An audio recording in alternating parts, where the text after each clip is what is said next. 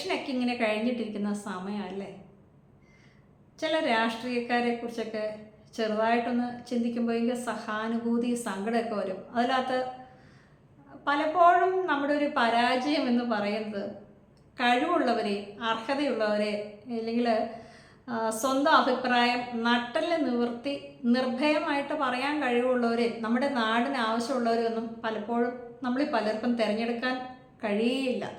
അഥവാ അർഹതയുള്ളവരുണ്ടെങ്കിൽ പാർട്ടി നോക്കിയിട്ടോ അല്ലെങ്കിൽ നമ്മുടെയൊക്കെ കുഞ്ഞു കുഞ്ഞു അസൂയയ്ക്ക് വേണ്ടിയിട്ടൊക്കെ അവരെ തോൽപ്പിക്കുന്ന ചരിത്രമുണ്ട്. അപ്പോൾ ഞാനിന്ന് പറയാൻ വന്ന ഇലക്ഷനൊക്കെ കഴിഞ്ഞ സ്ഥിതിക്ക് ഇച്ചിരി രാഷ്ട്രീയ വിമർശനമായേക്കാന്ന് വിചാരിച്ചു.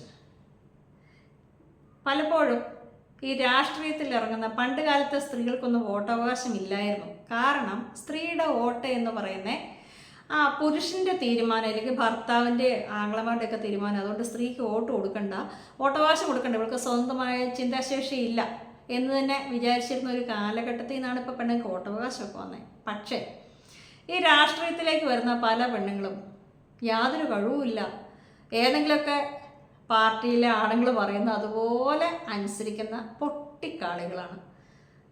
അതിലും രസകരമായ കാര്യം എന്ന് പറയുന്നത് 10 ഗുസ്തിയായിട്ട് നടക്കുന്ന ആളുകളൊക്കെ ഒരു സുപ്രഭാതത്തിൽ, അതായത് രാഷ്ട്രീയപരമായിട്ട് യാതൊരു പാരമ്പര്യവും ഇല്ല, ഒരു സംഘടന പ്രവർത്തിച്ചിട്ടില്ല, പ്രത്യേകിച്ച് ഒരു ബുക്ക് പോലും വായിച്ച് അവനവൻ പ്രവർത്തിക്കുന്ന പാർട്ടി എന്താണ് എന്ന് അതിൻ്റെ ഉത്ഭവത്തെക്കുറിച്ചോ അതിൻ്റെ ആദർശത്തെക്കുറിച്ചോ ഒന്നും അറിയാൻ പാടില്ലാത്ത ചില വ്യക്തികൾ ഒരു സുപ്രഭാതത്തിൽ തൊലി വെളുപ്പിൻ്റെയോ ഇല്ലെങ്കിൽ ഏതെങ്കിലുമൊക്കെ ജാതിയുടെ മതത്തിൻ്റെയൊക്കെ പേരിൽ വന്നിട്ട്, എനിക്കറിയില്ല, ചില ആളുകളൊക്കെ കേരളത്തിൽ പറയാറുണ്ട്, ഇപ്പോൾ പുതിയ വിമർശനങ്ങളൊക്കെ വന്നിട്ടുണ്ട് ഏഷ്യാൻ്റെ ബിഗ് ബോസ് ഒക്കെ ആയിട്ട് ബന്ധപ്പെട്ട്. പല പെണ്ണുങ്ങളും പലയിടത്തും വിജയിക്കുന്നത് കൂടെ കിടന്നു കൊടുത്തിട്ടാണ്. ഈ രാഷ്ട്രീയത്തിലും ഇത് വലിയൊരു പ്രതിഭാസമായിട്ട് മാറിയേക്കുക.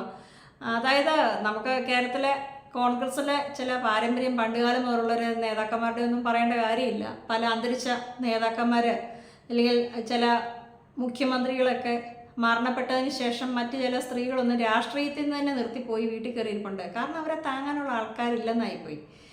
ഈ അവിഹിത മാർഗത്തിലൂടെ അല്ലെങ്കിൽ ആർക്കെങ്കിലുമൊക്കെ കിടന്നു കൊടുത്ത് എവിടെയെങ്കിലുമൊക്കെ നക്കാപ്പിച്ചുണ്ടാകുമോ, വാർഡ് മെമ്പറാകുക, പിന്നെ ഒരു പഞ്ചായത്ത് പ്രസിഡൻ്റ് ആകുക, മെമ്പറാകുക, പിന്നെ ജില്ലയിലേക്ക് പോവുക, പിന്നെ വലിയ സംഭവമായിട്ട് നടക്കുക. യഥാർത്ഥത്തിൽ ഇവർക്കുള്ള കഴിവ് എന്താണ്? ഒന്നുമില്ല. ഒരഭിപ്രായം സ്വതന്ത്രമായിട്ട് പറയാൻ കഴിവില്ല, സ്വന്തമായിട്ടൊരു തീരുമാനം എടുക്കാനുള്ള കഴിവില്ല, ഒരു വിദ്യാഭ്യാസ യോഗ്യതയില്ല, കാര്യങ്ങൾ വ്യക്തമായിട്ട് അവതരിപ്പിക്കാൻ അറിയില്ല. ഇങ്ങനത്തെ യാതൊരു കഴിവുമില്ല. ആരൊക്കെയോ എവിടെയൊക്കെയോ മൂട് താങ്ങാനും പൊക്കാനോ ഉള്ളത് കൊണ്ട് മാത്രം രാഷ്ട്രീയത്തിൽ വന്ന് താൻ വലിയ സംഭവമാണെന്ന് പറയുക, അന്യായമായിട്ട് എവിടെയെങ്കിലുമൊക്കെ എന്തെങ്കിലും നക്കാപ്പിച്ചയ്ക്ക് കൂട്ടുനിന്ന് പൈസ ഉണ്ടാക്കുക. ഇത്തരത്തിലുള്ള ആളുകൾ സത്യത്തിൽ നമ്മുടെയൊക്കെ നാടിൻ്റെ ശാപമാണ്. സ്ത്രീകളെ സമൂഹത്തിൻ്റെ മുഖ്യധാരയിലോട്ട് കൊണ്ടുവരണമെന്നൊക്കെ വിചാരിച്ചിട്ടാണ് പലപ്പോഴും പല കാര്യങ്ങളും ചെയ്യുന്നതെങ്കിലും ഇങ്ങനെയുള്ള സ്ത്രീകൾ ശരിക്കും സമൂഹത്തിനും അവർക്ക് തന്നെയും അവരുടെ നാടിനും കുടുംബത്തിനും ദോഷമായിട്ട് മാറിക്കൊണ്ടിരിക്കുകയാണ്.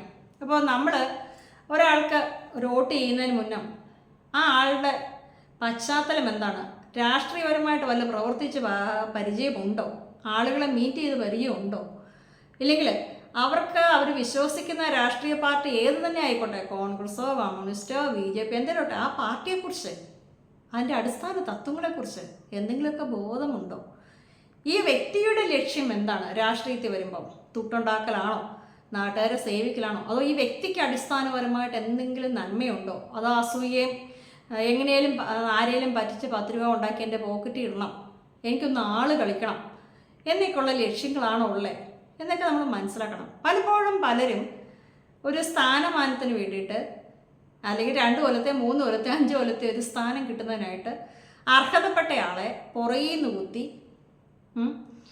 അവരുടെ അത്രയും വർഷത്തെ അധ്വാനത്തെ വെറുതെ പാഴാക്കി കളഞ്ഞ് അനർഹമായ സ്ഥാനം കൈവശമാക്കി എന്തോ വലിയ സംഭവം എന്നൊക്കെ വിചാരിച്ച് നടക്കുന്ന കുറേ ആളുകളുമുണ്ട്. അപ്പോൾ ഇത്തരത്തിലുള്ള ആളുകളെയൊക്കെ സത്യത്തിൽ ഈ രാഷ്ട്രീയത്തിൽ എന്നുള്ള സംഭവം ഇല്ലെങ്കിൽ ആ ഒരു മേഖലയിൽ നിന്ന് തന്നെ തീർത്ത് അല്ലെങ്കിൽ പുറത്താക്കി കളയേണ്ട സമയം കഴിഞ്ഞു. നിങ്ങൾ വോട്ട് ചെയ്യുമ്പോൾ എപ്പോഴും നമ്മുടെ നാട് വികസിക്കാത്തതിനും രക്ഷപ്പെടാത്തതിനും കാരണം അറിവും കഴിവും ഇല്ലാത്ത, പക്ഷപാതം മാത്രം പുലർത്തുന്ന, അഴിമതി നിറഞ്ഞ നമ്മുടെ കുറേ ഊച്ചാളികളായ രാഷ്ട്രീയക്കാരാണ്. ഇവരെയൊക്കെ നമ്മൾ തിരഞ്ഞെടുക്കുന്നത് നമ്മൾ തന്നെയാണ്.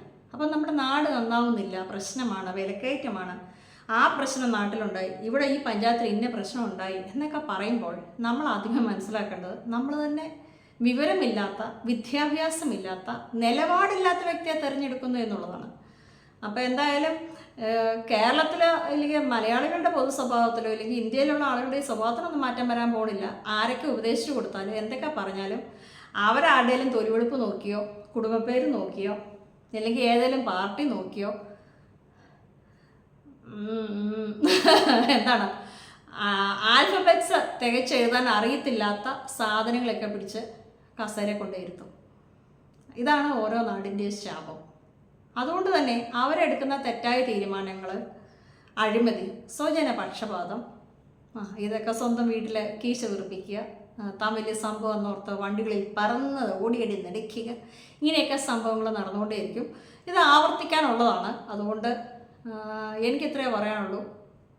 മലയാളികൾ അല്ലെങ്കിൽ വോട്ട് ചെയ്യുന്ന ആളുകളൊക്കെ വീണ്ടും വീണ്ടും പൊട്ടന്മാരായിക്കൊണ്ടിരിക്കുകയാണ്. നിങ്ങളെന്തെങ്കിലുമൊക്കെ കാണിച്ചു, അവസാനം നാട്ടിൽ വെട്ടും കുത്തും ഉണ്ടാകുക, ബോധമില്ലാത്ത കുറേ ആളുകൾ, കുറച്ച് അണികളൊക്കെ ഉണ്ടായിക്കൊണ്ടേയിരിക്കും.